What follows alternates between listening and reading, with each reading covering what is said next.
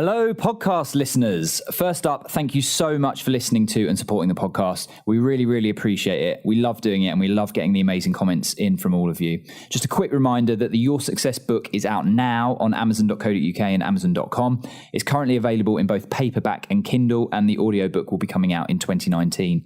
Head to tiny.cc/yourbook to check it out. That's tiny.cc/yourbook to check it out. Now, on with the podcast. Welcome to Your Success Podcast. We give you actionable insight and stories behind real-life success wherever you go. Here are your hosts, Angelos and Mo.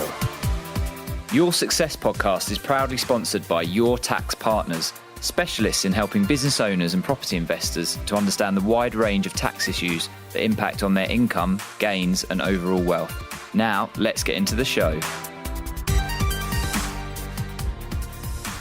Welcome to Your Success Podcast.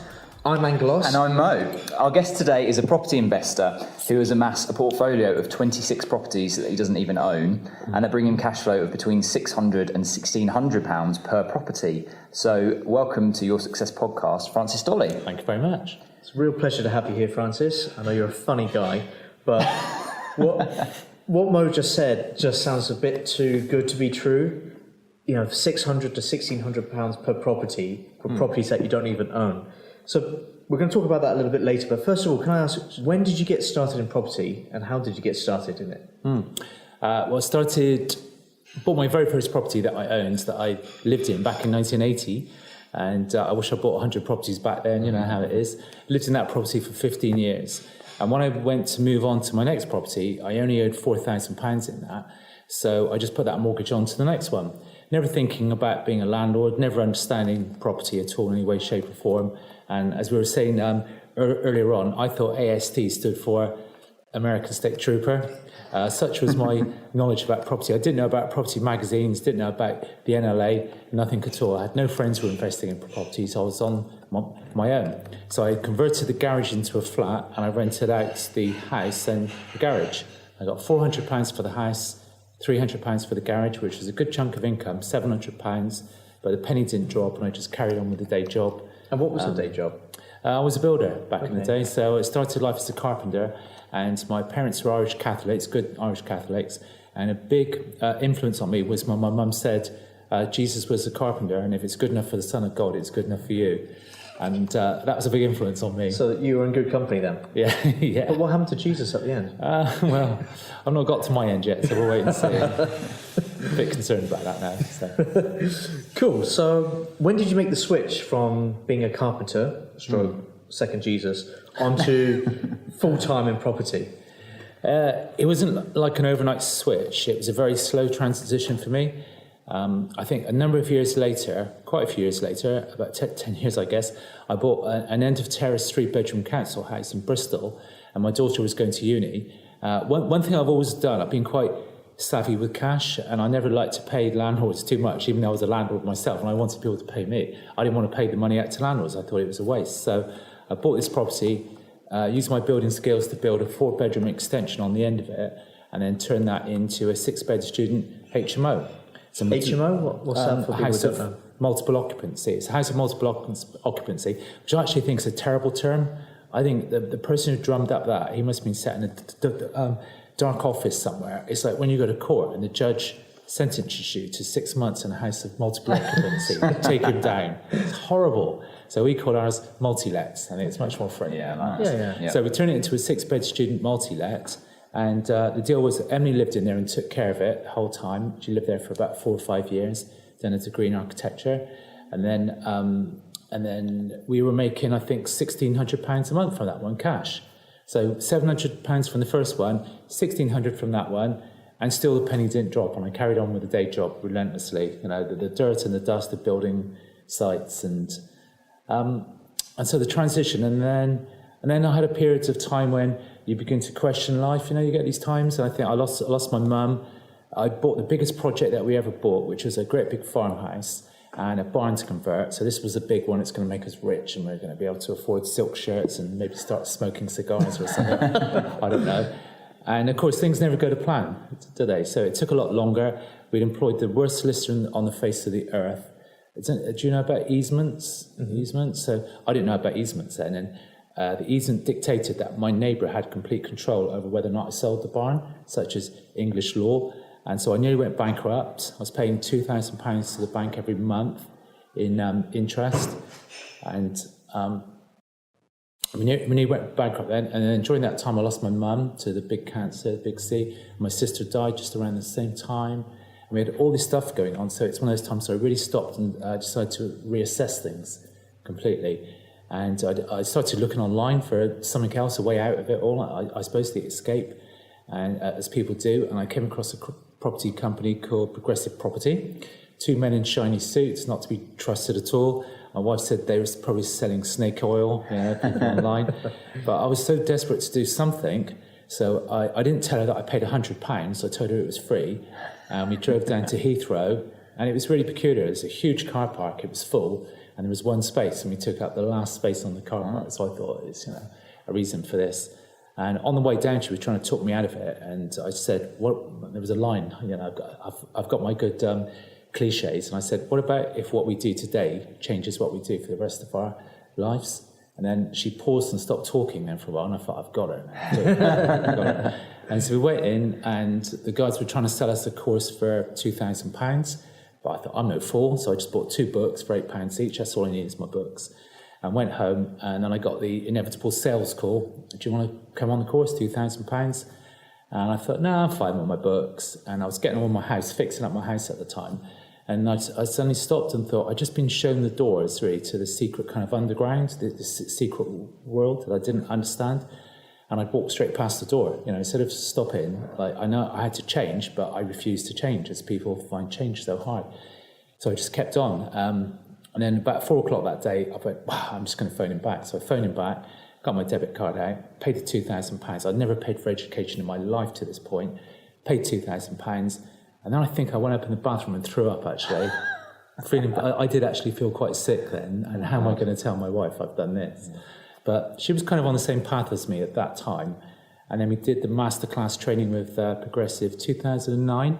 And it's on my wedding anniversary as well. But I took my wife along. We had a special night during that kind of time. And then we signed up for the VIP, another chunk of cash, a big chunk of cash to Progressive. But I was on the path then, so I knew we were going to change, we were going to do something with this.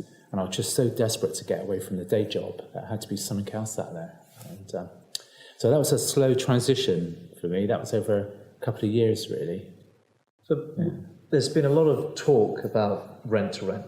Okay, so let's assume that people don't know what rent to rent is at home. Can you just give a quick summary as to what it is and why is it different from your average buy property rented out, that kind of thing? Yeah, sure. Well, with property investing, traditionally people have got to put in a great chunk of cash, and that's funding the big deposits, paying the solicitors. But the last property I bought was a multi-let, and from viewing the property till moving the tenants in took a good 6 months. So I'd already tied myself into it, so I couldn't really do anything else. So it's 6 months without getting any income. The deposit was £50,000. The refurb was pretty much the same, I suppose. So I had to find £100,000, and then we were making £1,600 a month from that, which is good enough income. But it took 6 months, and so I couldn't do anything else in that time. So with rent to rent, you find a property where a landlord's struggling and there's a problem to fix. Mm-hmm. If there's not a problem to fix, you're probably not going to be able to get a deal. So you've got to find out what the problem is. And invariably, it's not the cash. People think guaranteed rent is about guaranteeing the rent, and it is. But usually there's a problem, and you've got to find out what it is and fix that. And our fastest rent to rent is, it took us 3 days. When we viewed it on Thursday, had it fully tenanted on Saturday evening. It cost us about £5,000 back in the day, because we thought you had to put deposits in then, but you don't really have to put deposits in. I think there was an agent's fee to pay on that one as well, only £400. So it cost us £5,000 to set it up, as opposed to £100,000. The one I bought took 6 months. This one took 3 days, and they were making exactly the same in cash flow, £1,600. So I think it's really good to own properties for the long-term well. That's great. But for cash flow, and cash flow is, as you know, the biggest reason that most small businesses go broke. So I think it's really good to run the two things side by side. In fact, I think you should set up your rent-to-rents first, get your cash flow under control, and then maybe expand off into other things. Did I explain what rent to rent is then? Did I talk around it? So if you had to summarise it in a sentence, what would you say? Google it. You said it's basically solving a problem where you rent a property from a landlord and then you take on the management of it and you rent it out yourself. Yeah, so it's pretty much, say the landlords we work with, a lot of them are older retired guys and they've been around the block a few times. So it's kind of properties you go in where your feet stick to the floor, you know. Yeah. And they're just looking really tired. The last time they've had a paint job is in the 80s, say, like, you know. And so we go and we strip the properties out. We just paint it. Is it okay to say the M word, magnolia? Ooh, yeah. But we are changing. We'll censor that in the live. Yeah. We'll bleep it out. Yeah. We are changing to, I think, goose grey now in denim drift. So sounds very Farrow. Yeah, we're going. And I think we've even got some almond white going on in there at some place. It's called Shark's Tooth is a new one. Is it? Something Tooth, Shark's Tooth. I'll look into that one. Yeah. So we negotiate with the landlords. These days we don't pay any deposits at all. So we don't put any deposits in. We get the first month's rent delayed for like a month, say, or 2 weeks. Often we don't work with agents anymore, so we don't pay fees. So basically we don't put anything into the property to just secure it. The only money we put in is the refurb. Yep. And then we get the landlord to pay for as much of that as we can. Usually we spend about the same, which could be £1,000 or £2,000. Then we rent the property out to young professionals. We pay the landlord the reduced rent, pay all the bills as a whole, and then the profit that's over is ours. So the concept is really simple, but as in everything, the devil's in the detail, and if you get it wrong, then you create a big problem. With that in mind, what are some of the disadvantages or things to look out for if people are thinking about getting into rent to rent? Do you know, I've thought about that, and I don't think there are any. Because effectively it's subletting, right?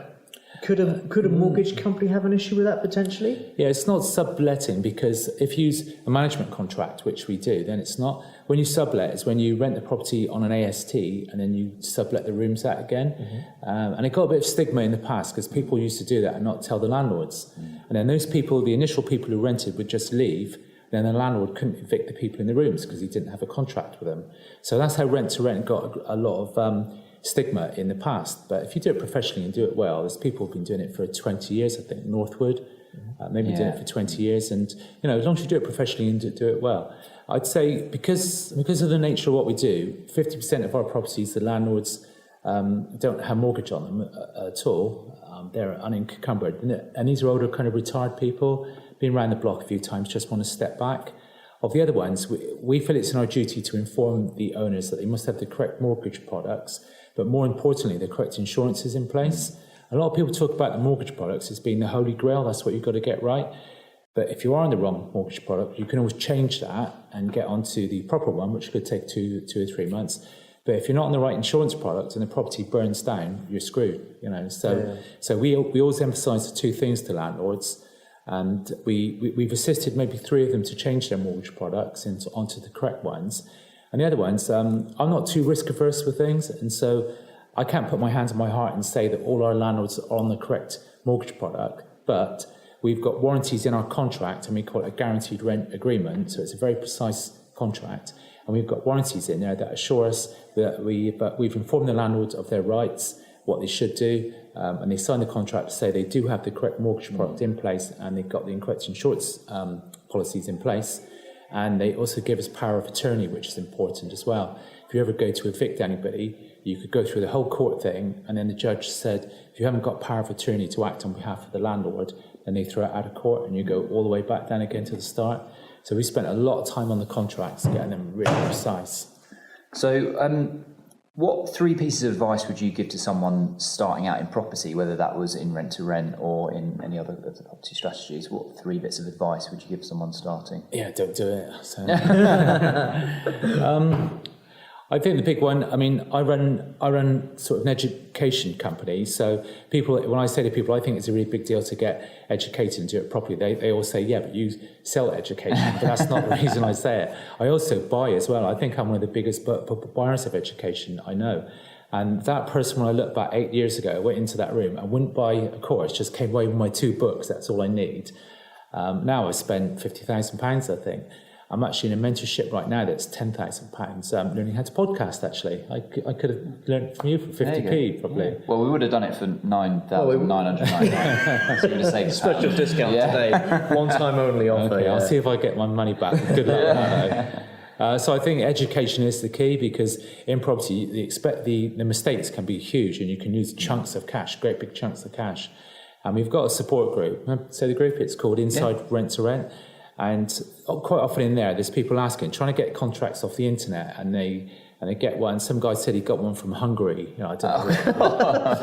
And he's piecemealed some bits together. But if you get that wrong, that could be expensive, megabucks. Like, the only time you know that you've done something wrong is when it all goes wrong and it all starts to unravel. And our training is only £697. When you compare that, like an average rent-to-rent deal makes people £800 a month. We keep the trainings really, really cheap. And I just don't understand the mindset of people that don't get educated, and then they go off into the world. They're so unclear about everything. Why not get educated? And the great thing about being educated is you join a group of peers as well, and you can network with them and bounce ideas off each other. I mean, I'm part of that group, and I see the support that the community offers, and that is invaluable. We've talked about the value of education and constant learning and growth consistently on the podcast, and all the people that we've interviewed, feel the same. And if you look at all the success stories, they've either had some kind of formal education or some mentoring, or they've worked with someone, and so it's definitely a way to accelerate your success and also shortcut. Sure. Why not stand on the shoulders of people who have made the mistakes and learn from them, rather than going through the pain yourself? It's a complete no-brainer. And I found I didn't do any education at all since I left school until I sat in this room, and the whole thing was just a bit. First of all, I thought I sat in this room and all these people are all weird. I thought, what is this place? It's some sort of cult. But then I kind of understood the whole thing of it, the education, and I stopped reading fictional books. I find fictional books now quite boring to read. I'm a library. I built up a library over years. I've got this great big bookshelf of all my business books, and I listen to lots of podcasts. Yours is excellent, I think. No, I don't think. I know. Sorry, I didn't mean. I should say. That's enough. End the podcast. Cut the video. Sorry, my words get mixed up. I meant to say, I think yours is excellent, not yours is excellent. I think. Nicely saved there. Yeah, cool. So lots of podcasts, but even that, I try to keep that down to about 12 on my phone, because otherwise you can drown in it all, I think. And books. I've always got a book on the go. I probably buy 2 books, or either audio or physical book a week. And I read, or get through 1 per week. So when I retire, I don't think I'll ever retire, but if I do, I've got a backlog of books to get through. But I think when you get on that educational path, it's just an amazing place to be. All the discoveries and the people you meet and all the interaction, and open your eyes to stuff. It's great. So we talked, was it a couple of weeks ago, was it the episode out today, about the sort of difference between just learning and implementation? You need to have a balance of, learning, and then actually putting that into practice and learning that way as well. Otherwise, all those books would just go on the shelf, and what do you call it? Shelf development. As opposed to self-development. Very good. Thank you. It's great to devour the books, you said. So the way I combated that, I found I create a Word doc every time I read a book. So I kind of highlight the best bits I like in the book, and I flick through it again. And I type them up as a Word doc, and then I'd save them. And often I'd kind of edit them back if I thought something was really good, and I could plagiarise it and use it in one of my books. Or so it's something I'm trying to do myself. Because otherwise, it's just stuff, isn't it? It just goes in your head and out. Forget it. I like that. So going back to rent very quickly, Francis. There was these 3 things you've asked me, only done one. Oh, right, okay. Go on. No, number 2. The programme, come on. I skip the record there, go on. He's trying to wrap it up because you said you didn't listen to the podcast. I'm truly offended. No, let's say number 2. I'll do the other ones really fast. So the first one was education. I think the second one is you need some sort of cash, even if rent, the income, the money that you need to set the properties up is quite small. You still need some. So if you haven't got a little chunk of cash in the bank, then you need to befriend somebody who has and offer them a good deal, so you can grow with them going forward. And have we got time for number 3? Yeah. Oh, really? Do I have to think of one? Go on, start, and then he'll cut you off. So thank you, Francis. I think the third one is to stay in it. I think to understand it's for the long game. And it's not going to be a quick fix, and you're going to get a lot of people telling you no. When we started doing rent to rent, we were called all sorts of things. We were called evil, it was unethical, and we were just getting attacked on the forums and all the time. But I think you've got to be sure about yourself, stay on the path, and know that it's like a long-term gain. Look at your 5-year goal and your 10-year goal, and surround yourself by people on the same path. We've again, in your success book, which I'm sure you've read yourself, Francis twice. Dolley. One of the chapters in there is about determination and perseverance. Again, because it's such a common theme that comes up through the podcast, that you just got to keep going, and you're going to get knockbacks, you're going to get setbacks, like you said with rent to rent specifically, and other things. You just got to keep going and sort of keep on that path. I think one of the things you've got to develop early on is thick skin. Yeah. Because if in the early days, a lot of agents said to us, no. Who was the author of J.K. Rowling? And she said all the people who said no, but eventually she found the not the author who said no, the publisher, and eventually she found what one who said yes. And she didn't do too badly out of it, did she? She's done all right. Yeah. A few pounds in the bank. She's done all right. Yeah. So just to very quickly summarise for someone just looking at rent to rent, you talked about the course that you run. It's, as far as I understand, quite an easy way and a less capital intensive way of getting set up with property, controlling that property for a period of years, enjoying the cash flow without having to, let's say, raise or save hundreds of thousands of pounds to buy in a traditional manner. Is that correct? Yeah. Spot on. I'm not sure if I can answer that. If you've nailed it there, Angelos. Quick learner. Yeah. Rent to rent. I've been taught by the best. Rent to rent training from Angelos is coming out. Yeah. But you came on. I think you came on the very first course. So it was your second one. Oh, was it? And it was called Multi-Let Without the Sweat back in the day. And terrible brand name. Yeah, Sweat. we all improved. But you and your Emily, you guys did a really great job of showing what it was. It wasn't for me at the time because I wanted to do other things, but it was a really, really good course, and no doubt it's improved massively. Yeah, no, not really. No, we just repeating the same thing. We've got over 1,000 people in the community now, so that's all people have been through the training. And we've got a manual, a pretty thick manual, update it every 4 months, I think, or every 6 months. Because I've been on some trainings, and somebody said, and I've had the book, say, from the training, and somebody said, I did that training years ago, and it's the same thing. Right. And people don't change, you just churn out the same thing. You've got to, because so many things change, don't they? Like, even with the tenant fee ban, that's going to change the rent-to-rent business, because actually, you can still go through agents or whatever without having the fee. So the market's constantly evolving, so you've got to update your training. So that's really important. Yeah, it absorbs us a bit, because we're a bit obsessed, I suppose, with it. So we're very pedantic about our slides and the materials we use. And I think we're kind of industry leading, I think. And you've got great systems as well. So anyone who goes onto your course, they've got access to certain systems which helps automate the day-to-day running of it. So I think that's really great value add that you give these people. Well, I don't know who's in the rooms. I've not been to our rooms in a year, I suppose. And Emily's probably not been for 2 or 3 years, my daughter. So I've got Will was my property manager, really great guy. I thought he's too good to allow him to go. So I made him a business partner with me. And the deal was he could be the business partner if he could bring in 6 deals during the year. So that more than paid for him. He was really keen. And then we employed George beneath him. So he's our property manager. He was an apprentice as well at the time.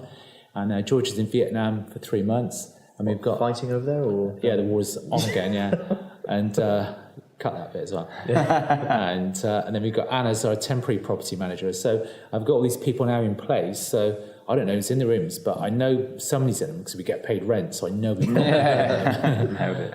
Cool. So Francis, this podcast is all about success, and as such, we ask everyone that comes on the podcast, what does success mean to you?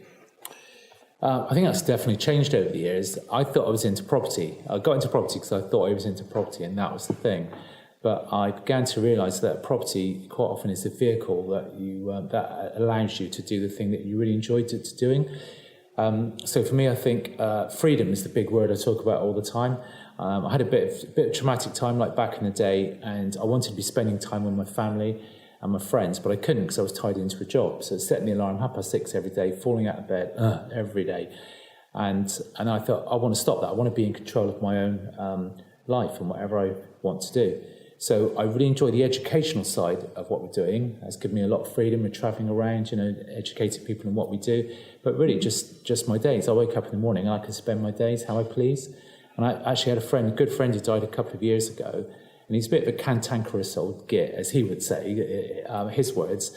And he didn't have a car, so he didn't want the hospital lift to take him to the hospital because he said they're too polite for him. He's a bit of a miserable. He was an interesting guy. He didn't have time for people, is a thing. But we used to get on really well. So I had a lot of free time, so I could go to pick him up, take him to the hospital, meandering road over the Contoc Hills, take him to his favourite shop for a green tea and a pie. We used to go to the same place and then bring him back, and I got the freedom to do that now. Whereas back in the day, I was in a job, I had to be, there all the time. So I think in a nutshell, freedom really is the big one. Really good one. Francis, thanks so much for joining us on Your Success podcast and sharing your wisdom. What's the best way for people to get in contact with you? Yeah, you could join our Facebook group. We've got a really good group with over 6,000 people in it, and that's called Inside Rent to Rent. Join that one. Or you can email me at francis@multiletcashflowsystem.com. People make a mistake, it's system, not systems. Okay, cool. So thank you very much for your time today, Francis. It's been entertaining and educational. So thank you very much. Edutainment. Yeah, very good. So we want to know your thoughts at home on the multi-let cash flow system. Perhaps you started it, perhaps you had some great results, or perhaps you're just curious. Or perhaps you've been on some of Francis's trainings and implemented the learning. So please share with us. We'd love to hear from you. So get in touch on hello@yoursuccesspodcast.com or via Facebook, Instagram, Twitter, LinkedIn, YouTube. We're on everything. So please get in touch. Omnipresent.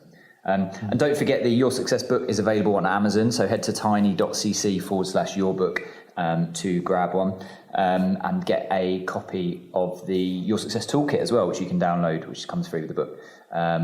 To put the theory into practice. So we did a toolkit with the book, so basically people can read the book, and a bit like what you said about actually writing down what you've learned from the book, this actually does that. You can download the toolkit and then you can sort of put what you've learned into practice. Cool. So yeah, it's really good. So that's it. Brilliant. So thanks again, Francis. Thank you for asking me. Been fun.